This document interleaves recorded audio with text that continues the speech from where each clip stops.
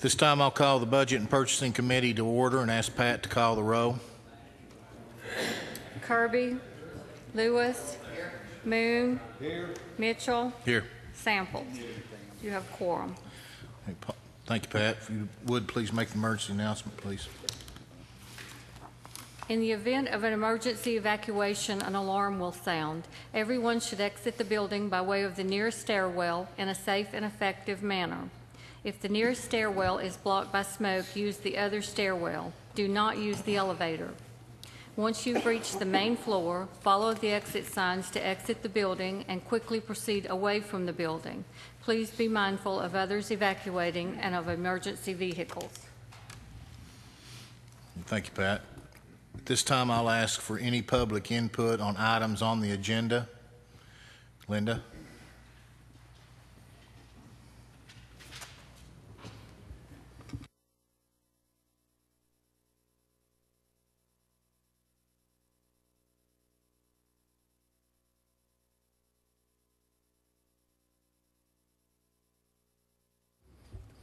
Thank you. I'm Linda King with Citizens for Blount County's Future. I'd like to talk about the wheel tax. To begin with, I want to mention the two sponsors. The original sponsor on this, to me, has a conflict of interest. He works for the schools. His wife works for the schools. Therefore, of course, he's going to be for more money for the schools. The second sponsor cost the schools a lot of money last year when they needed a lot of legal costs because of the Hope Charter School that they were trying to get through. So therefore, is this repayment to the schools? Let's make sure they get their money now because we cost them so much last year. When the originator of this resolution came forward, he said, too many people fall through the cracks and don't pay tax because they don't pay property tax. Let's pretend that I own an apartment building and you raise my property taxes. What am I going to do? I'm going to raise the rent of the people who live in my building. So they may not own the deed to the building, but they're paying the property tax. So they're not falling through the cracks. Imagine if I'm a set of parents with two teenage kids who have cars. The parents are already paying property tax. Now we have two teenage kids. Are they falling through the cracks because they don't own property? Of course not. They live with the parents. But now you're not only going to charge them a wheel tax and the parents, you're going to charge the property tax in that household as well. So they're not falling through the cracks either. The few people that do may be an adult child that lives home with their parents and they don't, they own a car. But we're talking about a wheel tax going to the schools. So you're going to charge it on a vehicle, and the highway isn't going to get any money of that, and the people that drive already pay gas taxes to drive on the highways. They mentioned sharing the burden. Well, sharing the burden means you're going to charge the person that owns a home property tax, and you're going to charge them a wheel tax. So how is that sharing the burden? It's giving the homeowner a double tax, just to get the person who may have fallen through the crack. The point is, we had a referendum a couple years ago, and at that time I think it was for $10 for a wheel tax, and the people voted down by 72%. Why are you bringing it up again? The people already spoke. Now you want to bring it up for $35. What is the cost of a special election? You're going to pay for a special election. Most people don't even pay attention to those elections. They only come out for presidential elections. So who are you going to have come out? The people that drive county cars that don't have to pay that wheel tax anyway because their license is already paid for? No money is going to be brought back to the county to pay for that special election because all the money is going to go to the schools. So that's going to cost the taxpayers more money in that respect. The schools are going to get the money. Now let's talk about the schools with this wheel tax. In 2008, they had 11,300 students. They still have approximately 11,300 students. However, now they have more schools, more square footage, and they have a third more teachers for the same amount of students. Next year, there'll be even less students because we're opening up the Clayton Charter School, and more people are pulling their kids out for homeschooling. Where's it going to end? Special interests want greenways, bike trails, extended highways, new jail pods, more county vehicles. And now I see we're going to have an ad hoc for Laurel Lake. I mentioned that to you guys about 3 months ago, said next thing we're going to have is an ad hoc for Laurel Lake. Why do you think that California and Illinois are broke? It's because they don't know how to spend within the revenue they bring in.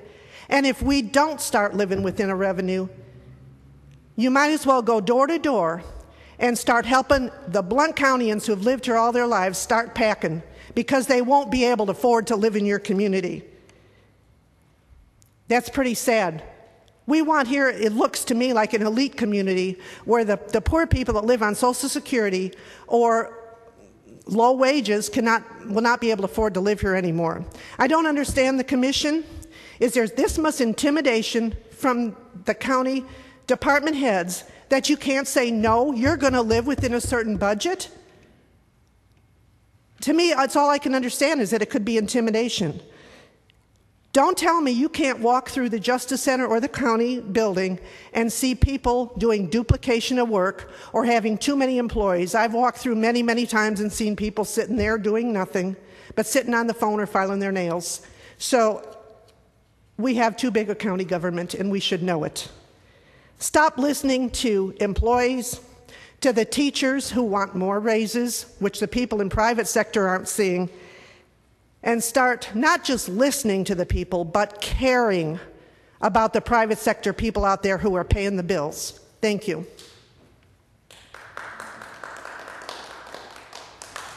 Anyone else? Okay. Next on the item is purchasing. This is for information only. So we'll move on to the minutes. The minutes that need approved are in your packet. Do I have a motion? Second. Any discussion? Do a voice vote. All in favor, say aye. Aye. Any opposed? Declare the motion passed. Finance increase and transfers. Next, we have the finance portion of the agenda.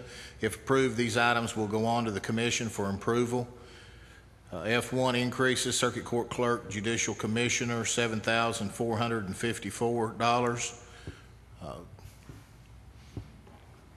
to send it on, Mr. Chairman, with recommendation to approve. Okay, I have a motion. Do I have a second? Have a motion and a second. Any discussion? Does anyone have any questions? I'd like to recognize Judge Wilson. Okay. Judge? Well, by statute, the General Sessions Judge is, so to speak, in charge of the magistrates. But I've delegated most of that responsibility to the clerk here simply because they serve two functions. They not only are they the magistrates when necessary, they also do clerk jobs. And so we get a benefit from that. But the bottom line is that we have several part-time commissioners or magistrates, judicial commissioners, and based on the amount of money they're being paid, it makes more sense to do away with their part-time status and hire one full-time person. It makes sense not only from a training point of view, but just having a consistency of someone that's actually a full-time person doing the job, as opposed to somebody that you get in that's doing another, that's got some other employment that you get in on a part-time basis to try to do that function. It's an important function. There's not many errors that our magistrates make, but ones that we find more often are made by part-time folks, simply because it's just the nature of the beast. And I think he can tell you about the money issue, but that's it makes sense to do it that way. We will need to keep one just on an emergency basis. That would give what, 4 full-time? It would give us 5 full-time. 5 full-time, just to cover the 24 hours a day of the full week, including the weekends, of course.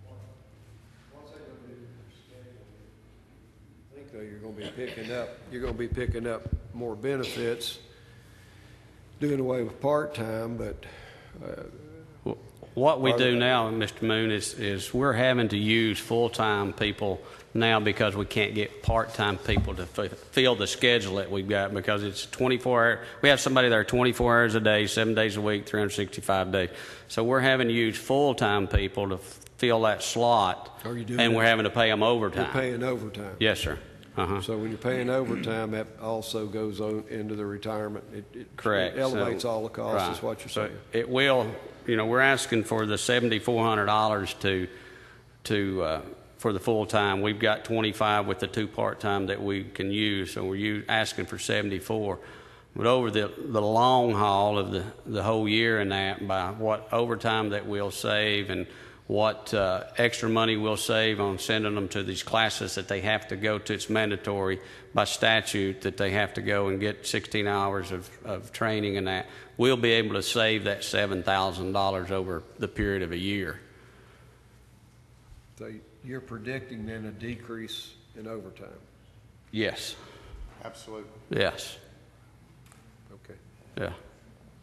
And just aside from the money issue, my concern, of course, is that the job gets done correctly, and it'll get done in a more, it'll be Professional manner. Yeah, have somebody. Well, but the overtime pay is more than what we would pay the part-time person to come regular time, is that right? Over a period of a year, yes. Okay. Yes. And I'm assuming the quality of that work, if we had any issues with what's being done by folks that, are these full-time folks that have been doing that job but are just having to work extra overtime, or is it other folks that aren't as qualified to do the work? We're having to use full-time to fulfill the schedule. We are using some part-time people also, but what you've got, on the weekends is where our big problem is. You work the schedule during the week with the 4 that we've got, and then when you get the weekend, we're trying to fill that schedule with part-time people. And a lot of times the part-time people are not even available because of their other jobs and that. And then we have to use a full-time person to work on the weekend, and then we're having to pay them overtime. It's a problem we get. And I can't go into any details. I will let you know that we've had a couple of issues that could be some liability toward the county with part-time people, and that's another concern that Judge Brewer and I have, is the reason we would like to go to full-time instead of a part-time. Business picks up considerably in that position after dark and on weekends. And it's not a daytime 9 to 5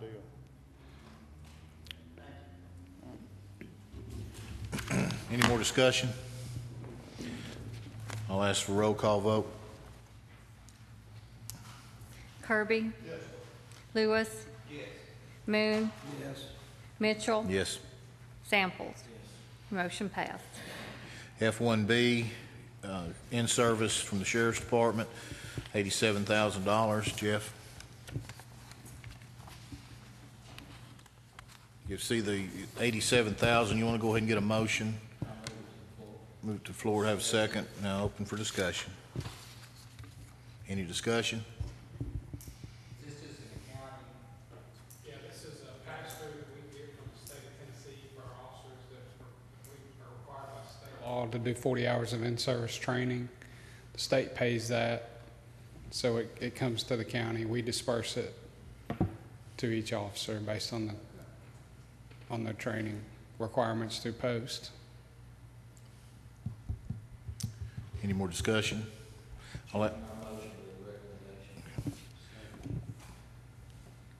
ask for a roll call vote, please. Kirby? Yes. Lewis? Yes. Moon? Yes. Mitchell? Yes. Samples? Yes. Motion passed. Item F1C, this is Education Capital Projects, some QSCAB funds, $90,000. Troy, would you like to explain that? I'll ask for a motion to put it on the floor. Have a second. Any discussion directed towards Troy, please?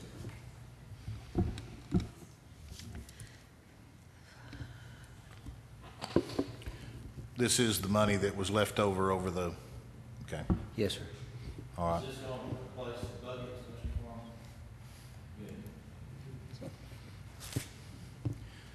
Any other discussion?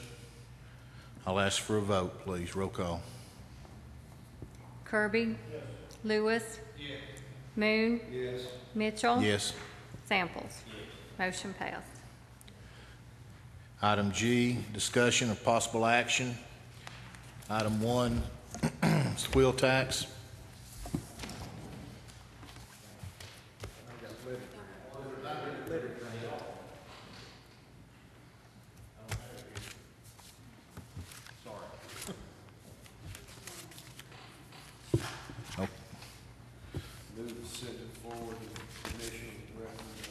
This is just pass through also, isn't it, Jeff? This is a procedure that the county has come up with that anytime we apply for a grant, we bring the application, submit the details of the application to the commission. Yes, sir. This is the inmate litter pickup for $62,000 that the state pays through the bottling tax, I think is how that's paid. Do I have a motion? You got a second? Okay. Any more discussion? I'll ask for a roll call vote, please. Kirby? Lewis? Moon? Mitchell? Yes. Samples? Motion passed. Anything else before we go on? Is there another agenda I need to? Okay. Yeah. Discussion, possible action, G1, wheel tax. Open it for discussion. I'd had, since the last meeting, several different commissioners asked me a variety of questions, and I thought I would just, in this forum, share those answers with everybody. And then if you've got other questions you want to ask, then I'll do my best to come up with the answers. By way of research, there are 95 counties in the state, of which 58 have implemented a wheel tax of some portion. It ranges from a low of $10 in Pickett County to a high of $90 in Haywood County. And if you just looked at the counties that are kind of in our vicinity in the East Tennessee Development District area, Knox County has a $36 wheel tax. Monroe County has a $25 wheel tax. Union County has a $30 wheel tax. Jefferson County has a $25 wheel tax. And Hamlin County has a $27 wheel tax. Those are just some of the counties in the immediate area that have such a tax.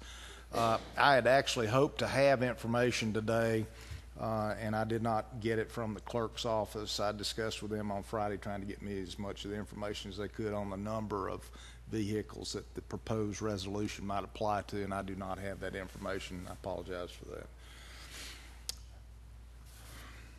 I don't know if y'all have any other questions you want to ask, but that's just some of the research I was asked to get together and share tonight, and I've done that. Any other discussion? One question, Mr. Chairman. It is subject to split, just like sales tax rate is. Yes, that's correct. Whatever is generated from this tax would have to be split between Blount County School System, Maryville, and Alcoa on the same distribution that they split sales tax. This is going to be on tomorrow night's agenda, one way or the other, isn't it? Yes, yes. I was just asked to different questions, and I thought this is as good a forum as any to bring the answers to you. Randy, will you have that information you think by tomorrow? I hope. I thought I'd have it today, but I don't. Okay. Thank you. Mr. Chairman, Yes. I'd like to recognize Commissioner Burkhalter. Sure.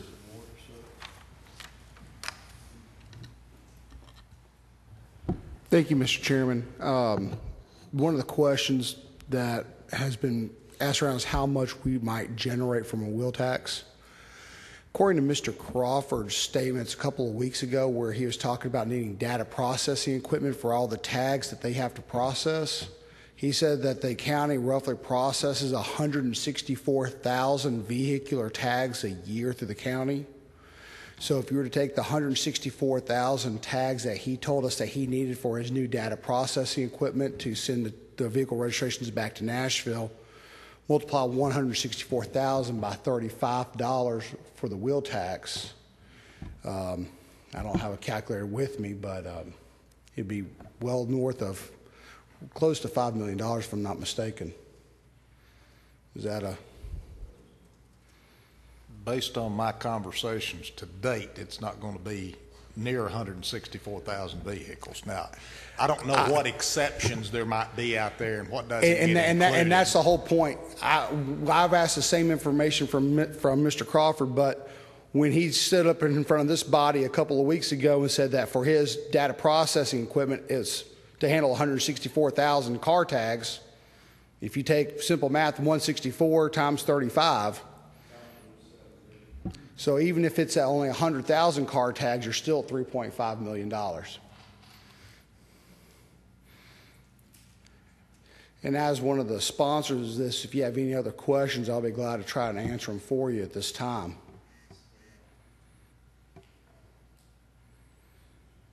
Roughly 61. So generate 3.5 to get 2.1. Correct, because this would be subject, it's considered to be a local tax, so this would automatically be subject to split dollars based upon the ADA. Okay. Any other questions on that? Anything else, Randy? Thank you, gentlemen. Thank you. Item 2, fiscal year 13-14 estimated revenues. Randy? If you'll open your workbooks.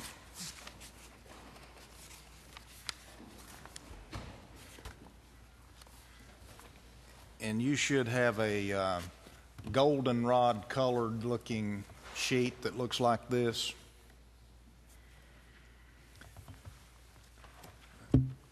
What I've done is provided for you kind of the snapshot at this moment of what we're looking at in the way of revenue estimates versus the expenditure estimates for the current year, fiscal 13, as well as where we kind of are at this point for the FY 14 budgeted requests.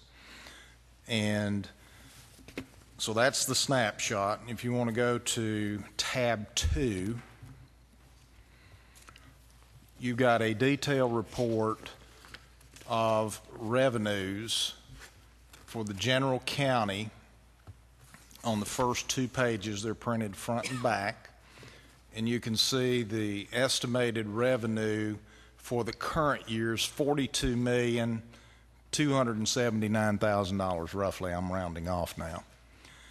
And we're projecting a budgeted revenue for FY 14 of $42,850,000 roughly for next year. I'm rounding that off. Behind that, you've got the revenue estimates for each of the offices that are responsible for our revenues. And that's something I want to compliment and commend them on. Most all the office holders, well, all the office holders, and most all the department heads other than myself took ownership of their respective areas, and they have provided the revenue estimates for the remainder of this year and then what they are proposing next year's collections to be. We did this a little bit differently for you. If you look at the first 2 pages behind the second tab, we've subtotaled these things for you behind the sources of revenue, just so you could kind of look at the local taxes, for example. What do we generate in local taxes? And you've got a subtotal for that. And then on for each of the other 6 or 7 other categories that we have. As we said early on in the year, we missed the estimate for property tax. And that's the source of the shortfall that we're experiencing right now for the current year. I'm looking behind tab 2, the first 2 pages. These spreadsheets right here, tab 2.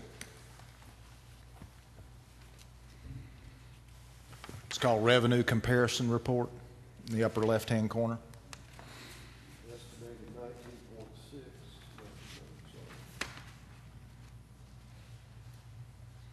This is the local revenues or your current property taxes, the discount, the trustees' collections, the circuit court clerk and master collections, interest and penalty, hotel motel tax, which we no longer will receive 100% of that. That's only 30% of that number since we've changed the way we handle the visitor center now. We already added, didn't we, in the past, we added actually the 600,000. Didn't we take it in gross and then split it out to the other? Yes, we took it in as a gross, and now we'll only get our net portion, which is the 30%. Right. So we won't really see a decrease on what we're going to get to keep. You'll see a decrease on revenue and expenses, but you're correct. We'll keep roughly the same amount net, Yeah. but it'll be illustrated differently. Differently, okay. Randy, there's a number on here that, I want to make sure I'm understanding correctly. On the first yellow page, the difference that's showing 1213 in parentheses is a negative $582,000 roughly. That's correct. Is that a shortfall for the current budget? That is a shortfall that we're estimating for the current budget. And the deficit's caused by an unfavorable budget variance in revenue because the appropriations weren't spent, they were underspent, correct? You're being kind. We just missed the revenue estimate, just pure and simple. So that doesn't mean we've overspent by that. We're No. under-collected No, by that. you've got detailed reports on expenses and detailed reports on revenue. And, That's we're well under-collection, within. though, is that correct? I'm sorry? That is an under-collection, right? Yes. We're under on Because that we collection. made a bad budget estimate. We overvalued the penny. Okay. And you had a sales tax refund to a major company. We've had a lot of little ups and downs like you get in any business our size.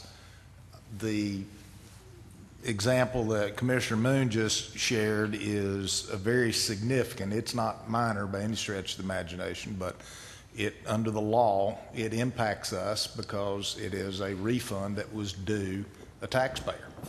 And it impacts sales tax collections, which is one of the issues that contributes to some of the schools' circumstances right now. But the departments, by and large, are living within their means. This is a revenue problem, primarily. So we've got a $582,000 issue for this budget year Yes. we got to deal with. And all things being equal, without any increases next year, we're forecasting that we'd be $103,000 shy. Now, that's giving the penny how much? That's assuming a penny.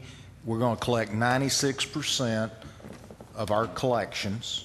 As of last month, we ended the month at over 95%. So I talked with a trustee again today, and we both feel very comfortable that 96% collection rate is a reasonable rate for next year.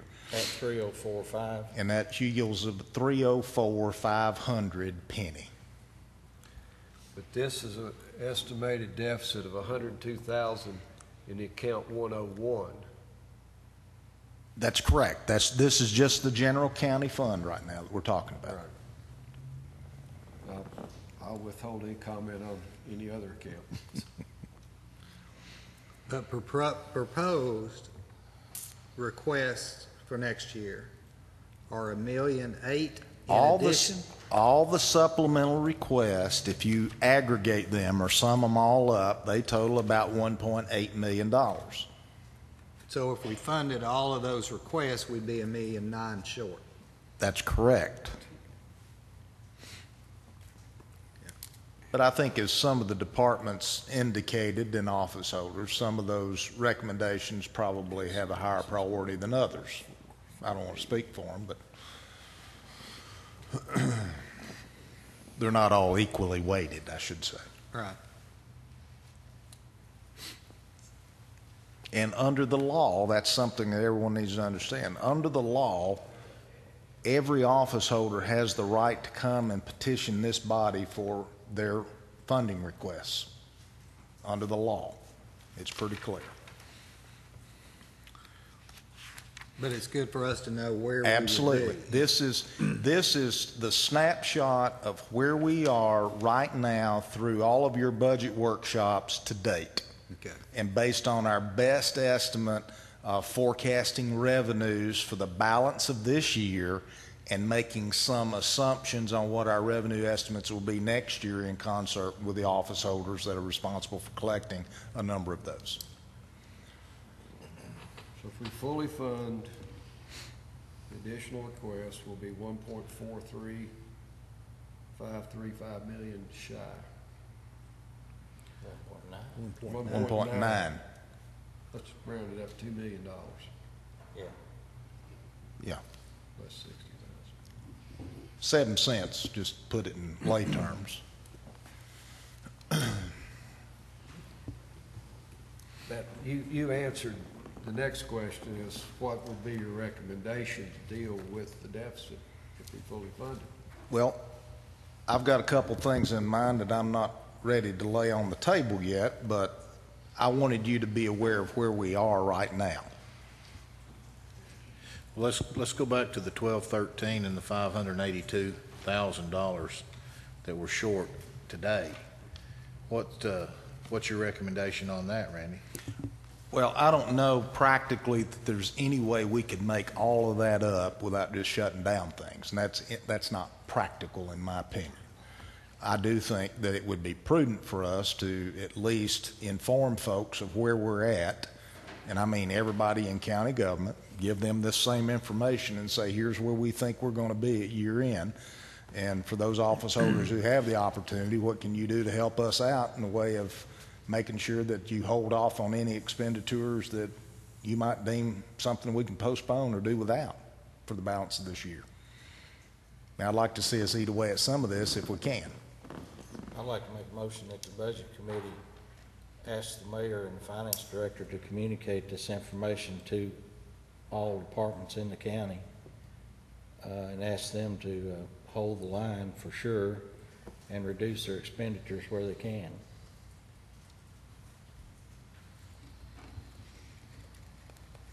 Okay. Is that in the form of a motion or how we? Yes. Okay. Do we have a second on that? I'll second that motion, Mr. Chairman. I'll do a voice vote on that. All those in favor say aye. Aye. Any opposed? We can do that, can't we, Randy? Certainly. This is also information that needs to go to the agenda committee and to the commission, though, also to make them aware of this. Randy, how much turnback did we have last year? All right. Last year, turn back to me is something totally different to you all. Last year, we missed revenue estimates by, our turn back to me is excess of revenues over expenses. And last year, we underspent the budget by far more than we underperformed or undercollected on revenue. Yep. We missed revenues by $2 million roughly, and we missed expenses by $4 million. And the net effect was we increased our fund balance by $2 million, which is a good thing. Mm-hmm. But typically people look at turnback in this environment as how much did you underspend your budget and not focused on the revenue. And part of the reason for that is a lot of departments don't collect revenue. So they're looking at what they don't spend of their appropriation. That's the figure That's the figure If I'm you're, asking if you're about. asking me how much under our appropriation, how much of our appropriation we turned back in, it was almost $4 million. No, what I'm asking is what was the net difference between revenues? Approximately $2 million. Okay.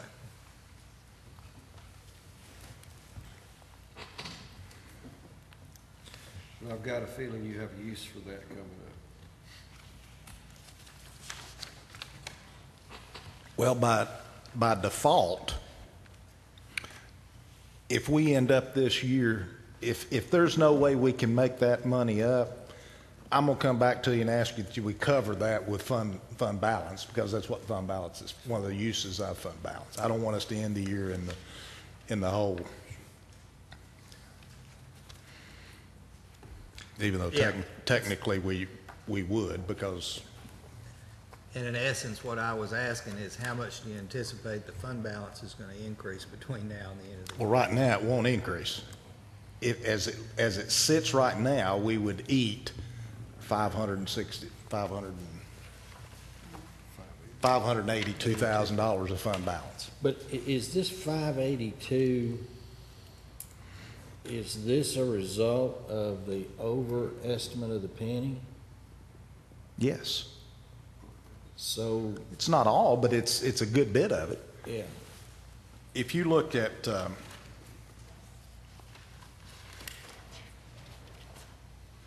just the property tax number, I don't know what our budget was for property tax, but we're estimating we're gonna collect $22,265,000 in property tax.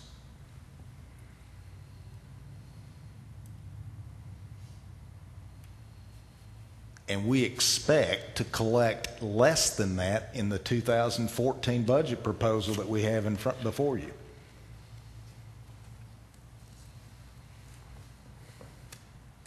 you expect to collect less property tax? Yes. Than we collected this year.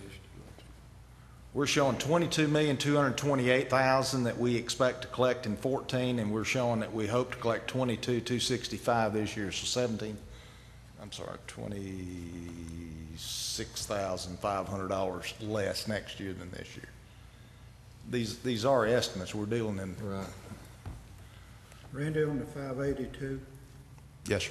is any of that going to be, any leftover money going to be used against that?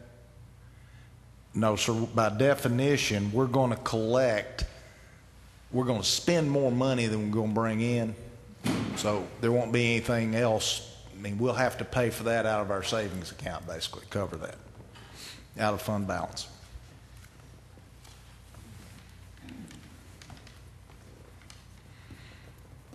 So the request we're asking for on Steve's motion, we've got, how many months left through June the 30th? We got June. We got a little over 2 months. 2 months? Mhm. Two and 3/4 months. No, wait a minute. Is there any way possible to save 582,000? Not given the experience I've got, I've not seen it done, not on this size budget. Now, I do think this is a fair representation of a worst-case scenario. Right.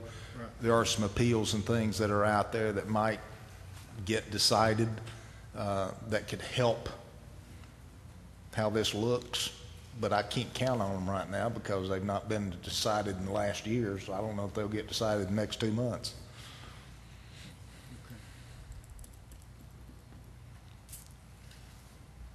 But we're pushing.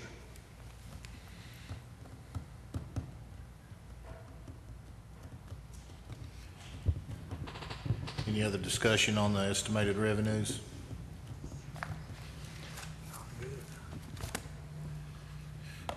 Okay, we'll go on to G3, further fiscal 13-14 workshop meetings. Now, this kind of segues to where I want your guidance.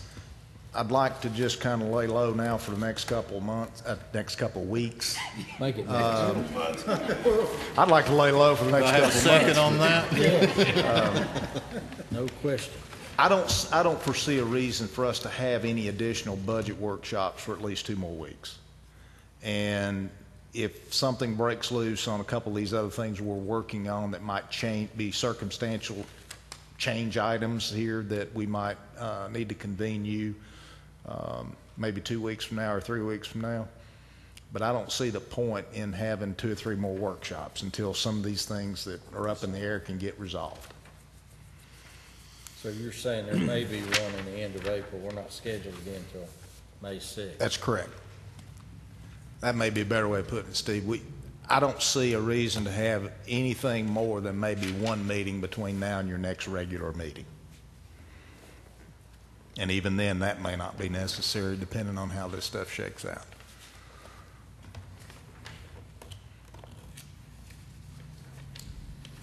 Are these our books now? That's yours, that's current, that's the latest and greatest, and I want you to take a look at them. If there's questions that arise or things that you don't make sense to you, then let us know. But office holders, they've updated stuff, things that have come out of our discussions on costs. We've updated that information and it's included there, so that's the latest and greatest.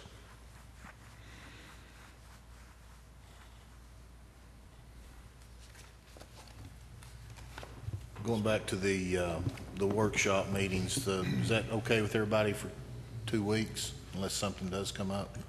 2 weeks are on call. 5-day notice. I just don't see a need for one in the next 2 weeks. I would think. But Randy, if I'm just kind of alerting you is all I'm doing. If I'm looking at this right, if we don't meet again until May the 6th, May the 6th is the date to make the final recommendation to commission. Per our calendar. The statute, the trigger date is the publication date we have to put in the paper. Okay, but that puts us with no discussion of any adjustments that may be made until they have to be made on May the 6th. And that's why I was saying I can see the need for maybe one workshop, but no more than that between now and the next regular May meeting. I would agree with that. I think there may need to be one in there. And in fairness to you, I'd like for you to at least digest what we've given you tonight. Yeah. Formulate your own opinions, and then I'll be communicating with you and letting you tell me what you like to see, and I'll try to get that organized, and then we'll have it in a manner hopefully for your consideration. And that's just in fairness to office holders and others. Absolutely. So that if there's any adjustments to be made before the final recommendation, that we have a chance to talk about those.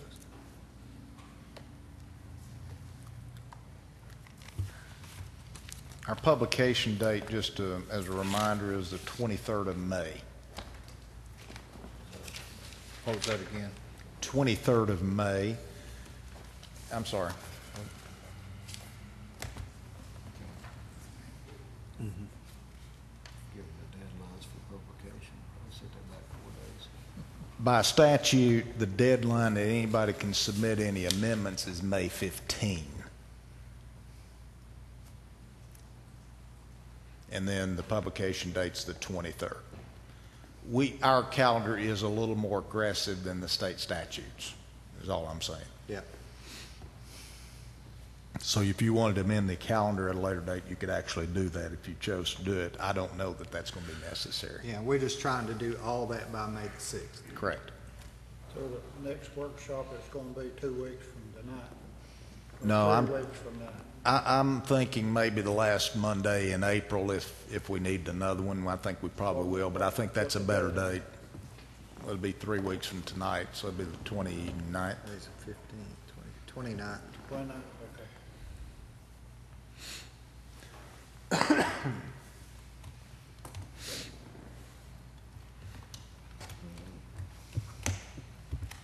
Any more discussion on the workshop?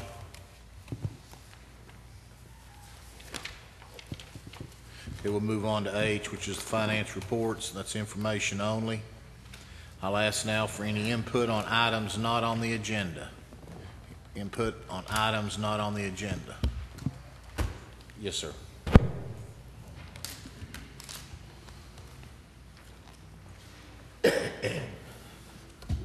I'm not very experienced at this. I wouldn't want to have any of your jobs, though. Mr. Chairman, members of the committee, I want to thank you for your service to the citizens of Blount County, and I want to thank you for letting me come and speak to you tonight. I'm Walt Bowling. I've been in the Veterans Affairs Committee for over 28 years. The committee has asked me to come and talk to you about the pay for the Veterans Service Office. We in the committee believe that the Veterans Service Office, for the work they do, they're getting vastly underpaid. Nathan Weinbaum was hired 2 years ago this May. When he came on board to replace Charlie Staley, Charlie was making over $64,000 a year.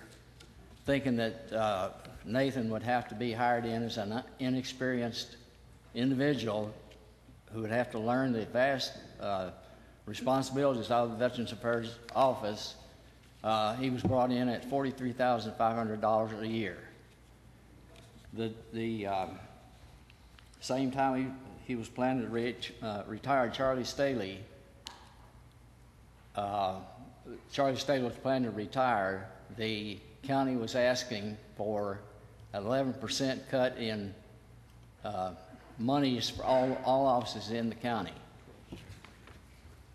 Believing his replacement would require this extensive training to do the task as Veteran Service Office, the replacement was hired in at $43,500. The difference being the entire 11% ask for coming from the difference in the two service officers' pay. If the incoming service officer was paid at the level Charles Staley was paid, at step 7, we would have to have eliminated one position in the Veteran Service Office. Mr. Weinbaum was hired and was already accredited as a Veteran Service Officer with the Tennessee Department of Veterans Affairs. We in the Veterans Committee are asking that Mr. Weinbaum's salary be set at step 2 in his category. His skill level is 11, but his pay is currently under that of step 1, under step 1. We're asking that he be moved to step 2. Ms. Hatcher has been the right hand in the office for over 20 years.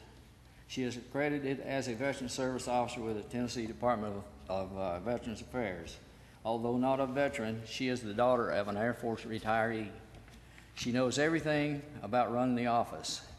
If Ms. Hatcher was eligible to be the Veteran Service Office, we would have recommended that she be hired to replace Charlie Staley without going advertising outside probably. But she's not a veteran, so she's not eligible to be the Veteran Service Officer. Due to the many years of training she has, her knowledge is helpful to Mr. Weinbaum in areas that he's not experienced in, and those are mostly unique to Blount County. The extracurricular things that he does that are not really demanded by the Department of Veterans Affairs. If he had come on board, if Nathan had come on board untrained, Ms. Hatcher would have been the one to train him for his duties. I mean, he would get department training in Nashville, but Ms. Hatcher would be the one that really trained him in his duties as Veteran Service Officer. The committee feels she should be at step 7 in her category.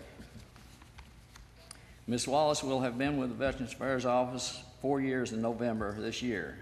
She started as office assistant, and when Mr. Weinbaum took office, he changed her title to executive secretary. She's very capable and doing a tremendous job assisting veterans. She does attend VA training for service officers, although not accredited. The training enables her to have the knowledge needed in answering questions when helping the veterans or their families. She's able to assist when needed and refers personnel to the Veteran Service Officer or his assistant, Ms. Hatcher. For the above reasons, we feel that our secretary should be at step 7 in her category. All the personnel in the Veteran Service Office work together as a team in helping veterans and their families in matters pertaining to military service and Veterans Affairs. Altogether, that comes to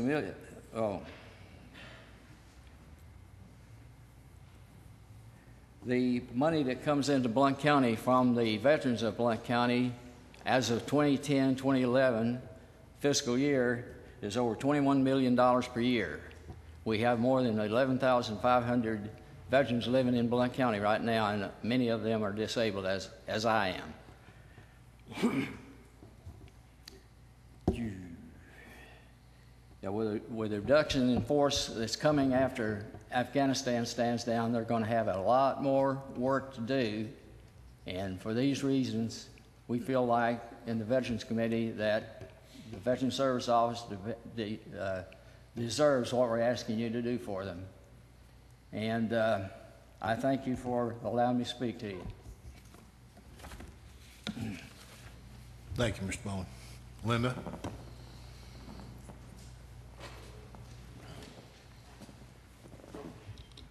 I'd like to make two comments. Number one, if you use our general fund to balance the budget this year instead of asking for cuts, what happens next year? That means this budget will go set as it is. Next year they'll ask for more. Every year it's more and more and more. If you were a private company and you only had so much revenue coming in, you would have to cut the budget. You wouldn't have a choice. You wouldn't go to your employees and ask them to volunteer to cut things. You would cut. If you were working for the private sector in your own home and your salary was cut, you'd have to cut your expenses, whether you liked it or not. And that's what needs to happen, not ask for people to volunteer. A few departments last year, I had to compliment them, did come forward and voluntarily cut some of their budget. Some of them refused to do it, and some of them did very, very little compared to what their budget is.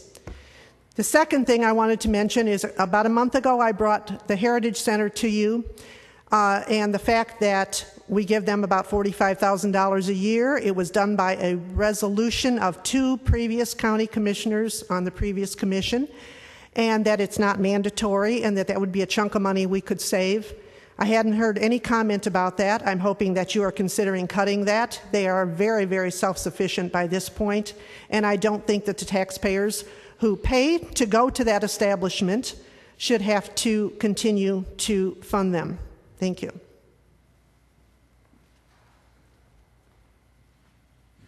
Anyone else? Go ahead. Walt, thank you for your service, and I served with you on the Veterans Affairs Committee. If you remember, with the 3 interviews, the final selection, one of the deciding factors on Nathan was that he could process a claim the day he walked in the door. So we knew going in that we weren't going to have to spend money training. I got into problems with the committee because I made the offer to Nathan for $43,500, and the committee had authorized $50,000. But Nathan, I think, has earned and has proven his leadership skills, and I think the request is in order. If you look at all the public announcements that he's made in the newspaper and on TV and radio, I mean, he's doing one heck of a job, and I appreciate myself. I know he's going to be a big help to my wife when I'm gone, and I'm pushing 81 in a couple of months. Thank you, Commissioner. Anyone else? Hearing none, I'll entertain a motion to adjourn.